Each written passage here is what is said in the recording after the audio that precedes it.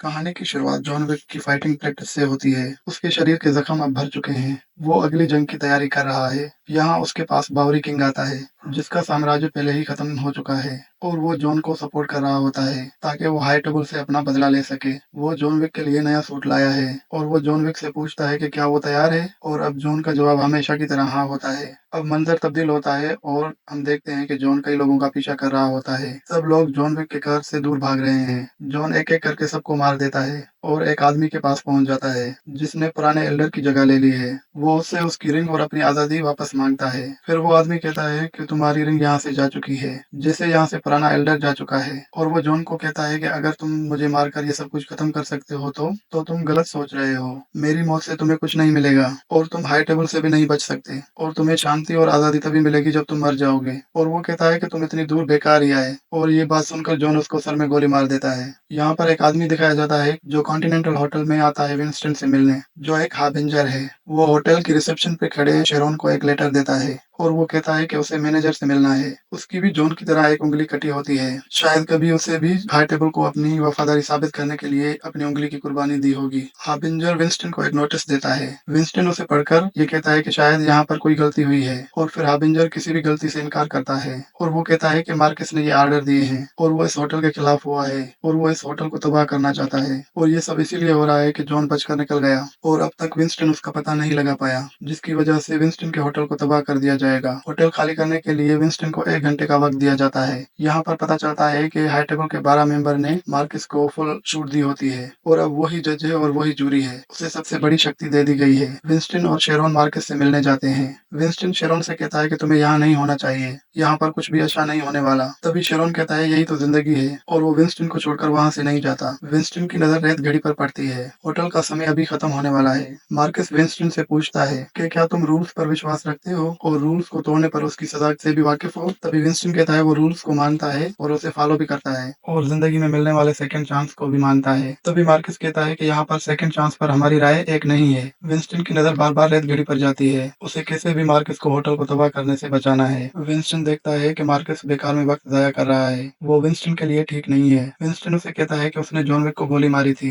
फिर मार्कस कहता है कि वो अभी भी जिंदा है और वो जिस चीज को भी छूता है वो उसे खराब कर देता है। वो कहता है कि अब कॉन्टिनेंटल होटल को न्यूयॉर्क से हटा दिया जाएगा। तभी शेरोन वहाँ पर बोलता है कि वो रूल्स को समझते हैं और उसे फॉलो भी करते हैं, और हाई टेबल भी रूल्स को फॉलो करता है। मार्कस जॉन विक के हर एक काम को विंस्टन की जिम्मेदारी मानता है। जैसे ही घड़ी से रेत गिरना खत्म होती है और हम देखते हैं कि पूरा का पूरा होटल धमाकों से तबाह कर दिया जाता है, विंस्टन यहाँ पर मजबूर है और इसी वक्त विंस्टन की मैनेजर की सीट भी खत्म कर दी जाती है। मार्कस विंस्टन पर गन तान देता है और वो शेरोन को शूट कर देता है। शेरोन विंस्टन को कहता है कि उसके साथ रहना एक शर्फ की बात थी। उसके बाद शेरोन मर जाता है। अब कहानी आगे बढ़ती है। पेरिस में एक अंधे आदमी को दिखाया जाता है जिसका नाम केन है। उसके हाथ में एक घड़ी है जिसमें उसकी बेटी की तस्वीर है और वो उसे दूर से वायलिन बजाते हुए सुन रहा है। वो उस धुन में खो जाता है। केन को मार्कस अपने पास बुलाता है, उसे सीधा मुद्दे की बात करता है। वो उसे एक नाम देता है जिसे उसे मारना है, पर केन उसे कहता है कि वो रिटायर हो चुका है और वो उसके और हाई टेबल के किसी भी काम का नहीं है। लेकिन हम देखते हैं कि मार्कस इसकी बात नहीं मानता। तभी मार्कस उसे कहता है कि ये मैं डिसाइड करूंगा कि तुम्हें क्या करना है और क्या नहीं। केन उसे किसी और को ढूंढने को कहता है और रिटायरमेंट के बावजूद वो उसे उसकी बेटी को मारने की धमकी देता है और कहता है कि उसे उसका काम ये करना होगा। वो उसे एक कार्ड देता है जिस पर जॉन विक का नाम लिखा होता है, और ये मार्कस ने जानबूझकर किया क्योंकि उसे पता है कि जॉन और केन आपस में दोस्त हैं और अब मजबूरन उसे हाई टेबल का कहना मानना पड़ेगा अपनी बेटी की जान बचाने के लिए। अब कहानी ओसाका कॉन्टिनेंटल होटल में शिफ्ट होती है, जहाँ पर रिसेप्शन पर एक ट्रेकर नाम का आदमी आता है जिसके साथ एक कुत्ता भी है। वो अकीरा से मिलता है जो ट्रेकर को कुत्ते के साथ यहाँ रहने से मना करती है। फिर ट्रेकर कहता है कि ये डॉग उसका इमोशनल क्रेट है। इसी तरह अकीरा उसे होटल में रुकने पर अलाउ करती है। अकीरा यहाँ शिमाजू के साथ काम करने पर बात करती है। शिमाजू यहाँ का मैनेजर होने के साथ साथ अकीरा का बाप भी है। अकीरा अपने बाप को कहती है कि यहाँ पर हर कोई इन पर नजर रख रहा है। जो न्यूयॉर्क में विंस्टन और शेरोन के साथ हुआ वो यहाँ भी हो सकता है, क्योंकि शिमाजू और जॉन विक आपस में दोस्त हैं और उनकी दोस्ती किसी से छिपी नहीं है। तभी शिमाजू कहता है कि ऐसा कुछ नहीं होगा क्योंकि उन्होंने टेबल का कोई भी रूल नहीं तोड़ा है। अकीरा कहती है कि जॉन विक जहाँ भी जाता है वहाँ सब कुछ तबाह हो जाता है। शिमाजू छत पर जाता है। वो जॉन विक से मिलता है। लगता है जॉन विक यहाँ रह रहा है। शिमाजू जॉन विक को कहता है कि एल्डर को मारना एक गलती थी और वो उसे बताता है कि न्यूयॉर्क होटल को तबाह कर दिया गया है और शेरोन को मार दिया गया है और मेरी बेटी को लगता है कि अगला निशाना हम होंगे। ये सुनकर जॉन शॉक्ड रह जाता है। वो विंस्टन के बारे में पूछता है। तभी शिमाजू बताता है कि विंस्टन विंस्टन अभी जिंदा है और वो जॉन को कहता है कि जब तक हाई टेबल तुम्हें मार नहीं देता तब तक रुकने वाला नहीं। उसके बावजूद जॉन विक उसे अपना अच्छा दोस्त मानता है और उसे परेशान करने के लिए उससे माफी मांगता है। शिमाज़ू एक बहुत अच्छी बात कहता है, मुश्किल वक्त में दोस्त दोस्त के ही काम आता है। वहीं ट्रेकर लॉबी में अपनी डायरी देखता है जिसमें जॉन विक की तस्वीर और हाई टेबल की जानकारी है। तभी वहां पर हाई टेबल का एक आदमी आता है जिसका नाम चेडी है। उसके कोट पर एक मेडल लगा होता है जो हाई टेबल का सिंबल है और वो समझ जाता है कि हाई टेबल यहाँ पर आ चुका है। चेडी अकीरा के पास आता है और मैनेजर से मिलने की बात करता है। अकीरा का डर सच का रूप ले रहा था और वो फौरन अपने पिता के पास जाती है जहाँ उसे जॉन मिलता है और वो उसे देखकर परेशान हो जाती है। शिमाज़ू अकीरा को जॉन के पास रुकने को कहता है। तब तक वो नीचे जाकर लोगों को देखता है। जाते हुए शिमाज़ू अपने लोगों को जंग की तैयारी करने को कहता है। सभी अपने अपने हथियार से लैस हो जाते हैं। शिमाज़ू आता है और सबका कॉन्टिनेंटल में स्वागत करता है। तभी चेडी शिमाज़ू को कहता है कि ये होटल जॉन विक की मदद कर रहा है जिसकी वजह से हमें इस होटल की तलाशी लेनी होगी। तभी शिमाज़ू मान जाता है और उन्हें कहता है कि ये आप मुझ पर आरोप लगा रहे हैं और हाई टेबल के रूल्स के मुताबिक आप यहाँ पर कोई भी तलाशी नहीं ले सकते। यहाँ पर कोई खून खराबा और गन्स नहीं चलेंगी और सभी को अपनी गन्स यहाँ पर जमा करवानी पड़ेगी। तभी वहाँ पर केन आता है और शिमाज़ू से वो मिलता है। वो सालों बाद केन को देखकर हैरान भी है और खुश भी है। दोनों एक दूसरे की बेटियों की खैर खैरियत पूछते हैं और साथ ही कॉन्टिनेंटल होटल में जो होने वाला है उस पर बहस करते हैं। चेडी उन दोनों को खामोश होने के लिए कहता है और उसे कहता है कि वो उसके रास्ते से हट जाए। तभी अचानक वहाँ पर अंधेरा हो जाता है और हल्की रोशनी आना शुरू होती है। शिमाज़ू के तीरंदाज सबको घेर लेते हैं और उसके इशारे पर सबको मारना शुरू कर दिया जाता है और एक जबरदस्त फाइट शुरू होती है और लड़ते लड़ते शिमाज़ू और चेडी एक दूसरे पर गन तान देते हैं। शिमाज़ू उसे बाहर निकलने को कहता है और तभी बहुत सारे लोग होटल को घेर लेते हैं और अब उसे पीछे हटना पड़ता है और वो सारे लोग जॉन विक को ढूंढना शुरू करते हैं। और वहीं अकीरा जॉन से कहती है कि अगर उन लोगों ने तुम्हें यहाँ ढूंढ लिया तो मेरे पिता और मुझे मार दिया जाएगा और ये सब इसीलिए होगा कि तुमने रूल तोड़े हैं, तुम्हें यहाँ आना नहीं चाहिए था। तभी दोनों पर हमला हो जाता है। अकीरा और जॉन दोनों लोगों से लड़ते हैं। दोनों सभी लोगों को मार गिराते हैं। केन अंधा है लेकिन फिर भी जबरदस्त फाइटर है। वहीं जॉन और अकीरा निकलने की कोशिश करते हैं। उन पर फिर से हमला होता है। तभी अकीरा वहाँ पर घायल हो जाती है। तभी शिमाज़ू वहाँ पर आ जाता है और वो जॉन को कहता है कि तुम यहाँ से निकल जाओ और सीधा स्टेशन जाना, लेकिन जॉन वहाँ पर रुकना चाहता है। तभी शिमाज़ू उसे मना करता है क्योंकि यह जंग सिर्फ उसकी जान बचाने के लिए की गई, तो उसे यहाँ से निकल जाना चाहिए। निकलते हुए यहाँ पर जॉन का फिर से कई लोगों से सामना होता है लेकिन जॉन सबको मारता जाता है और अब मुकाबला केन से होता है। यहाँ जॉन समझ जाता है कि ना चाहते हुए भी केन को ये सब करना पड़ रहा होता है क्योंकि उसकी बेटी की जान खतरे में है। फिर तभी ट्रेकर आ जाता है और वो दोनों को शूट करना शुरू कर देता है और वहीं पर जॉन विक का कॉन्ट्रैक्ट 20 मिलियन का कर दिया जाता है। जॉन अपनी जान बचाकर बाहर निकलता है। तभी ट्रेकर उसके सामने आ जाता है और जॉन समझ जाता है कि वो कौन है और वो जॉन को भी मारना चाहता है और वो और कीमत बढ़ने का इंतजार कर रहा है, इसलिए वो जॉन को वहाँ से जाने देता है। शिमाज़ू अकीरा के साथ बाहर निकलता है और तभी वहाँ पर केन आ जाता है। वो जानना चाहता है कि जॉन कहाँ है और वो उसे बताने से मना करता है। केन उसे समझाता है कि तुम बेकारी उसे बचाने के लिए अपनी जान दे रहे हो, उसके पास तुम्हारा कोई मार्कर भी नहीं है। अकीरा को यहाँ पर अपने बाप की जान का डर है। शिमाज़ू लड़ाई में यहाँ पर जख्मी हो जाता है। केन उसे वहाँ छोड़ जाना चाहता है और शिमाज़ू लड़ाई को जारी रखता है क्योंकि वो जॉन के पीछे किसी को जाने नहीं देना चाहता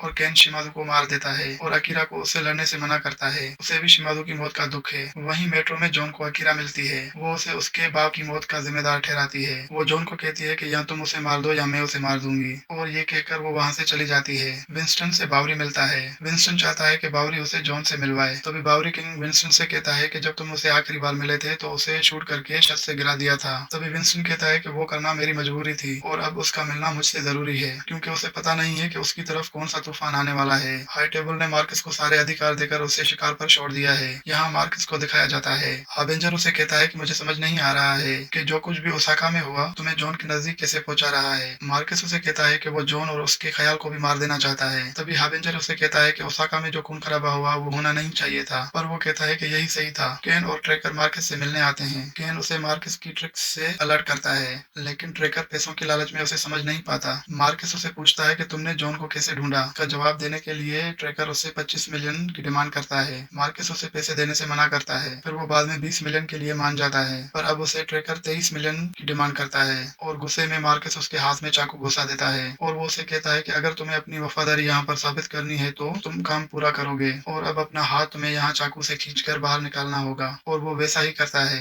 जॉन यहाँ विंस्टन से मिलने आता है। यहाँ विंस्टन शेरोन को याद करता है। जॉन शेरोन के मरने का यहाँ पर दुख जाहिर करता है। विंस्टन जॉन को कहता है कि उसे हमारे कर्मों की सजा मिली है। जॉन उसे सिंबल देता है और वो उससे इसके बारे में पूछता है। विंस्टन यहाँ उसे मार्कस के बारे में बताता है। जॉन मार्कस से मिलना चाहता है और उसे मार देना चाहता है। तभी विंस्टन जॉन को कहता है कि अगर तुम उसे मार दोगे तो उसकी जगह कोई और ले लेगा और अगर मारना है तो उसे ऐसे मारो कि वो मर जाए और तुम्हें अपनी आजादी भी मिल जाए। फिर जॉन पूछता है कि ये कैसे हो सकता है। विंस्टन उसे कहता है कि उसके रूल उसके खिलाफ इस्तेमाल करो, उसे आमने सामने की लड़ाई के लिए चैलेंज करो, जिसकी वजह से उसे लड़ना होगा। इसके लिए टेबल का मेंबर होना जरूरी है, पर मैं टेबल का मेंबर नहीं हूँ। विंस्टन कहता है कि तुम नहीं हो, पर तुम्हारी फैमिली है, उन्हें मनाओ कि वो इस चैलेंज की शुरुआत करें और तुम उनकी तरफ से लड़ोगे। जॉन कहता है कि रस्का रोमा ने मेरा टिकट फाड़ दिया था। विंस्टन उसे कहता है कि तुम बर्लिन जाओ और वहां जाकर तुम उसे वापस जोड़ो, और जॉन वहां बर्लिन पहुंच जाता है और अंदर जाते ही उसे बंदी बना लिया जाता है। ट्रेकर भी उसे ढूंढता हुआ वहां पहुंच जाता है और वो उसकी खबर मार्कस को देता है और अब कहता है कि मुझे मेरे पैसे चाहिए। पर मार्कस वहां पर एक चाल चल देता है और वो ट्रेकर को कहता है कि वो जॉन को मारने के बाद भी उसे पैसे देगा, वरना तुम्हें पैसे नहीं मिलेंगे। जॉन के पास कातिया आती है, वो कहती है कि तुम यहाँ से चले गए थे और ये अब तुम्हारा घर नहीं है। जॉन कातिया के पिता से बात करना चाहता है, वो कहती है कि उन्हें मार दिया गया है और जिसने उसके पिता को मारा है वो उसे नहीं मार सकती। जॉन उससे मदद मांगता है, वो उसे कहता है कि वो मार्कस से आमने सामने मुकाबला करना चाहता है, जिसके लिए उसे फैमिली में शामिल होना पड़ेगा। तभी कातिया उसे कहती है कि अगर तुम मेरे पिता के हत्यारे को मार देते हो तो वो उसे वापस परिवार में शामिल करेगी और साथ ही जॉन को उसकी मौत का सबूत लाना पड़ेगा। कातिया जॉन को अपने आदमी के साथ किला के पास भेज देती है और एक लेटर भी भिजवाती है और उसमें लिखा होता है कि जॉन को वो एक गिफ्ट की तरह वहां पर भेज रही है, जिसे किला खुशी खुशी उसे एक्सेप्ट कर लेता है। यहाँ केन पहले से ही मौजूद है और उसे उम्मीद थी कि जॉन वहां पर जरूर आएगा। तभी किला जॉन से कहता है कि तुम्हारी फैमिली ने यहाँ तुम्हें मरने के लिए भेज दिया है। तभी वहां पर ट्रेकर भी आ जाता है और वहां पर तीनों जॉन को मारना चाहते हैं। तभी वहां पर जॉन किला पर कार से अटैक कर देता है और सब वहां पर एक दूसरे को मारना शुरू कर देते हैं। किला वहां से भाग जाता है। जॉन किला को ढूंढता है और उसे लड़ता है और ये लड़ाई इतनी भी आसान नहीं थी जॉन के लिए, और फाइनली जॉन किला को मार देता है और निशानी के तौर पर उसका दांत निकाल लेता है। और फिर जॉन वहां से कातिया के पास जाता है, जहाँ शर्त के मुताबिक जॉन को वापस फैमिली में शामिल कर दिया जाता है। वहीं विंस्टन मार्कस के पास जाता है। वो मार्कस को आमने सामने फाइटिंग का नोटिस देता है और कहता है कि रूल्स के मुताबिक ऐसा हो सकता है और जीत पर उसे जॉन को उसकी आजादी वापस देनी होगी और होटल को फिर से वापस खड़ा करना पड़ेगा, वो भी हाई टेबल के खर्चे पर। अगले दिन जॉन मार्कस से मिलता है, जहाँ वो उसके सामने बैठता है। टेबल पर कई कार्ड्स पड़े होते हैं जिनको प्लान से आमने सामने मुकाबला करने के कब, कहाँ और कैसे लड़ा जाएगा, इससे ये पता चलता है। कार्ड्स के हिसाब से ये लड़ाई कल सुबह चर्च के सामने शुरू होगी। हथियार में दोनों को एक एक बंदूक दी जाएगी और फिर मार्कस कहता है कि उसकी जगह वहाँ लड़ाई में केन लड़ेगा। केन मार्कस की जगह लड़ने से मना करता है। तभी मार्कस केन से कहता है कि अगर तुम कल जीत गए तो तुम और तुम्हारी बेटी हमेशा के लिए आजाद हो जाओगे। जॉन एक चर्च में जाता है जहाँ उसे केन मिलता है और वहाँ पर दोनों में आराम से बात होती है। तभी केन जॉन को कहता है कि उसे उसे मारना होगा मजबूरन अपनी बेटी के लिए, और दोनों एक दूसरे को फाइनल गुड बाय कहते हैं और फिर जॉन वहाँ से चला जाता है। जॉन वहाँ पर एक सुनसान स्टेशन में जाता है जहाँ वो विंस्टन और बावरी से मिलता है। वो उसे एक सूट देता है और उसे कहता है कि उसे अच्छा दिखना चाहिए, चाहे ये उसकी शादी का दिन हो या उसकी मौत का। और दूसरी तरफ हम मार्कस को देखते हैं कि वो जेडी को जॉन विक को मारने के लिए भेजता है ताकि वो कल आमने सामने के मुकाबले में शामिल ना हो पाए। अगर कल जॉन को चर्च में पहुंचने में देर हो जाती है तो उसका वहां आना माना नहीं जाएगा।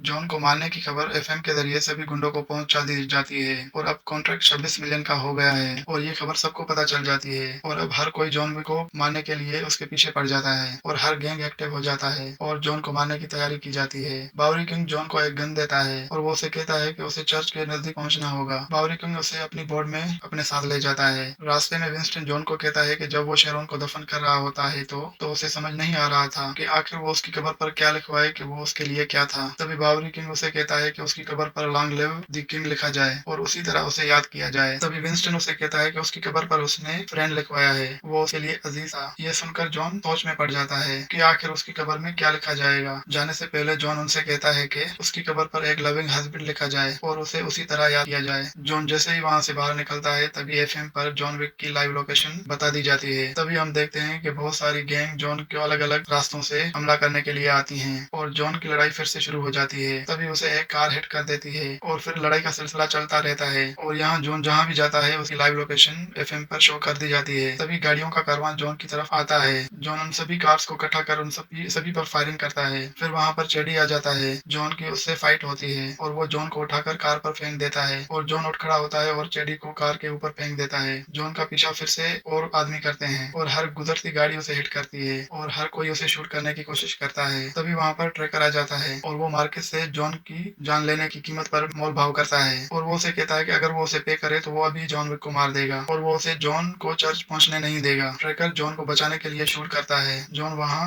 बचकर बाइक से निकल जाता है और हर कोई वहां फिर से उसका रास्ता रोकता है। जॉन वहां से एक बिल्डिंग के अंदर चला जाता है और वहां पर जितने भी लोग आते हैं जॉन एक एक करके सभी को मार देता है। ट्रेकर की फिर मार्केट से बात होती है और अब वो 35 मिलियन की मांग रखता है। मार्कस ये सुनकर बहुत गुस्सा हो जाता है। ट्रेकर जॉन विक को मारने आए लोगों को मारता जाता है ताकि वो अकेला कॉन्ट्रैक्ट की कीमत का हकदार हो। मार्कस ट्रेकर को कॉल करता है और अब ट्रेकर कीमत बढ़ा देता है और अब उसे 40 मिलियन चाहिए और मार्कस के पास कोई चारा नहीं है तो वो मान जाता है और अब हर किसी को बता दिया जाता है कि कॉन्ट्रैक्ट की कीमत 40 मिलियन कर दी गई है। और अब जॉन और ट्रेकर की फाइट होती है और जॉन ट्रेकर को पकड़ लेता है। तभी वहां पर चेडी आ जाता है। तभी ट्रेकर का डॉग उस पर अटैक करता है जिसकी वजह से चेडी कुत्ते को शूट करने वाला होता है। तभी जॉन उसे शूट कर देता है और कुत्ते की जान बच जाती है। ये सब देखकर ट्रेकर शॉक रह जाता है। जॉन पास में था फिर भी ट्रेकर उसे शूट नहीं करता। जॉन बचते हुए बिल्डिंग से कूद जाता है। यहाँ एफएम पे फिर से अनाउंस कर दिया जाता है कि जॉन चर्च पहुंचने वाला है और ये खबर केन भी सुन लेता है। जॉन टाइम रहते चर्च पहुंच जाता है लेकिन अब भी उसे 222 सीढ़ियां चढ़नी होती हैं। उसे फिर से रोका जाता है और फिर से फाइट होती है और गोलियां चलती जाती हैं। जैसे ही वो नजदीक पहुंचने वाला होता है वहां पर फिर से चेडी आ जाता है और वो जॉन को सीढ़ियों से नीचे गिरा देता है और लड़ते हुए जॉन पहली सीढ़ी पर पहुंच जाता है। तभी वहां पर केन आता है और उसे फिर से सीढ़ियां में चढ़ने को कहता है और अभी कुछ ही मिनट्स बचते हैं उसे पहुंचना होगा। केन जॉन की मदद करता है और दोनों की